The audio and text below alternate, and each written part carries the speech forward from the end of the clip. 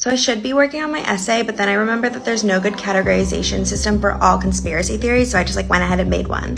It looks like this. As you can see, it goes from most based in reality to least based in reality. Down here, we have things that we know actually did happen, like MK Ultra.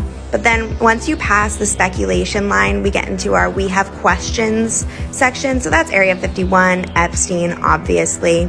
Moving forward, we get into the unequivocally false but mostly harmless section. So that's Loch Ness Monster, birds aren't real, Bigfoot, not doing too much harm. This line though, this is when we start to harm society. This is where we get anti-vaxxers, chemtrail people, flat earthers, not good. Once you pass the anti-Semitic point of no return, there really is no coming back. Once you kind of believe one of these, you're required to believe the rest. These are super harmful.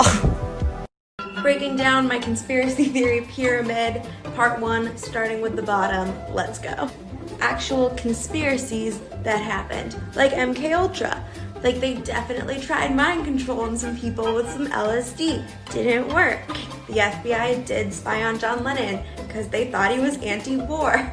I mean, he was, but Big Tobacco knew that they were causing cancer and they lied about it. COINTELPRO was when the FBI illegally infiltrated and then discredited a bunch of political organizations that they deemed subversive, you know, like feminists and Black Power movements and Nation of Islam and socialists and communists, and last but not least, the Bohemian Club, where all the rich men get together and talk about politics and business and golf. Breaking down my conspiracy theory chart, part 2. At this point, we've crossed the speculation line, but we haven't left reality. This is the we have questions category.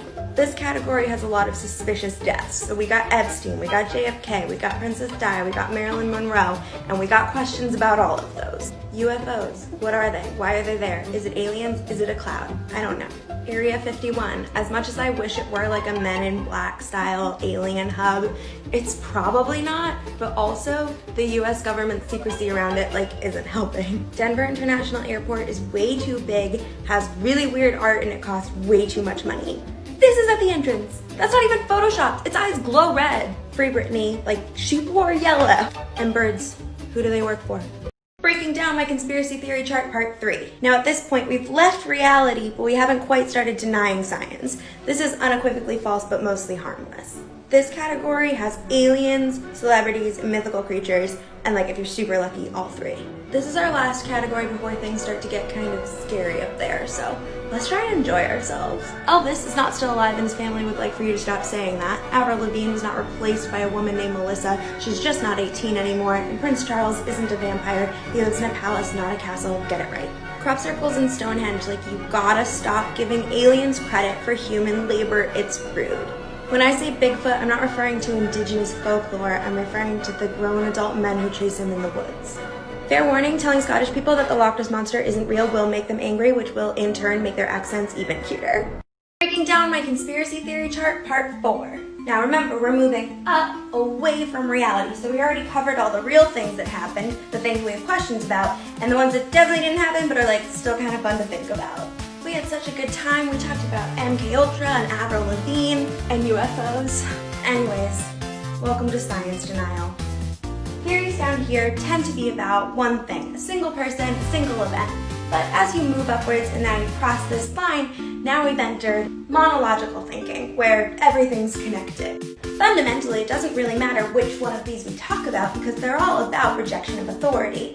If you don't believe in climate change, what you're really saying is you don't trust the scientists. It doesn't matter what the experts say about chemtrails if you don't trust the experts. If someone feels discontented, these ideologies provide them with a sense of community and someone to blame. Also, if they say that they have scientific proof, they don't because that's a math term and scientists don't use that word. Breaking down my conspiracy theory chart, I hate to say it, but we've reached the anti-Semitic point of no return. Conspiracies up here use dualistic thinking, where there is good and there is evil, and the evil people usually control the world. Whether it's evil people controlling the government so that they can hurt children, or evil people lied about history and the shape of the world. Sometimes the evil people are lizards, and sometimes they're aliens, but usually they're just Jewish. This just plays into old anti-Semitic ideas that Jews are evil and greedy. But why do people believe this? Well, if someone feels anxious or powerless, these conspiracies can actually be very comforting. The world is chaotic and unpredictable, and thinking about all that uncertainty is terrifying. Believing that all the problems in the world are caused by one group is actually psychologically comforting. The pandemic has made us all more aware of just how fragile and uncertain our world is, so more people are turning to conspiracies to try and process reality.